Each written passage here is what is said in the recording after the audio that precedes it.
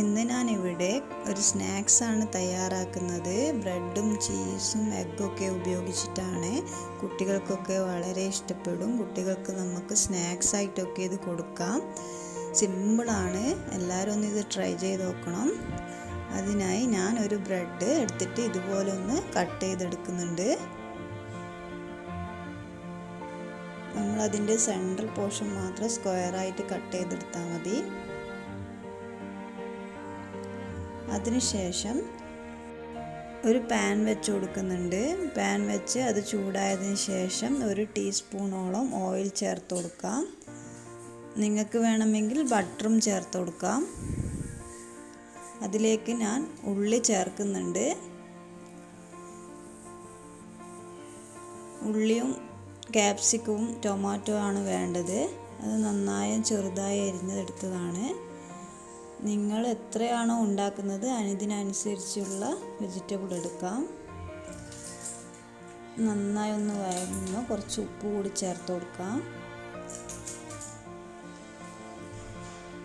ഇതൊന്ന് ഇനി വഴറ്റിയെടുക്കണം, ആ ഒരു പച്ചമണം പോകുന്നത് വരെ.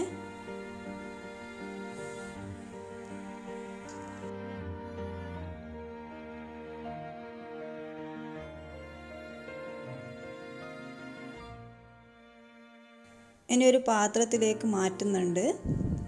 അതിന് ശേഷം അതേ തവയിൽ തന്നെ ഞാൻ കുറച്ച് ബട്ടറാണ് ആഡ് ചെയ്യുന്നത്. നമ്മളിത് ബട്ടറിൽ ചെയ്യുമ്പോൾ നല്ലൊരു സ്മെല്ലും ഫ്ലേവറും ഒക്കെ കിട്ടും.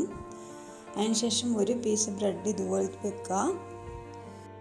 ഇനി അതിൻ്റെ ആ സെൻറ്ററിൽ കട്ട് ചെയ്ത ഭാഗത്ത് കുറച്ച് വെജിറ്റബിൾ ആഡ് ചെയ്യാം. ഇനി നമുക്ക് ഇതിലേക്ക് മുട്ടയാണ് വേണ്ടത്. ഞാനൊരു മുട്ട ഉപ്പും കുരുമുളകും ഇട്ട് ഒന്ന് അടിച്ചെടുത്തതാണ്. അതിൻ്റെ കുറച്ച് അതിലേക്ക് ഒഴിച്ചു കൊടുക്കാം.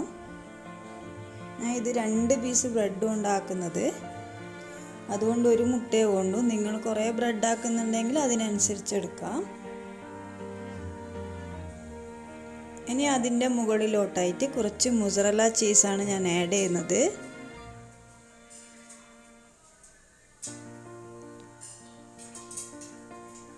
ഇനിയാണ് നമ്മൾ ആ സെൻറ്ററിൽ കട്ട് ചെയ്ത് വെച്ച ആ പീസ് അതിൻ്റെ മുകളിലോട്ട് വെച്ച് ഒന്ന് പ്രസ് ചെയ്ത് കൊടുക്കാം.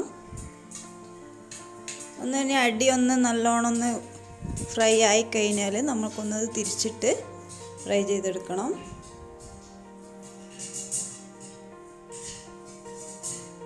ഇപ്പോൾ തന്നെ നല്ലൊരു സ്മെല്ലൊക്കെ വരുന്നുണ്ട്. ഇതെല്ലാവരും ഒന്ന് ട്രൈ ചെയ്ത് നോക്കണം, നല്ല ടേസ്റ്റിയാണ്. ഇനി ഇതൊരു പാത്രത്തിലേക്ക് മാറ്റുന്നുണ്ട്. ഇനി ഒരു പീസ് ബ്രെഡും കൂടി ഞാൻ ഇതുപോലെ ഒന്ന് ചെയ്തെടുക്കുന്നുണ്ട്. എൻ്റെ ഈ വീഡിയോ ഇഷ്ടമായെങ്കിൽ ലൈക്ക് ചെയ്യാനും ഷെയർ ചെയ്യാനും മറക്കരുത്. Thank you.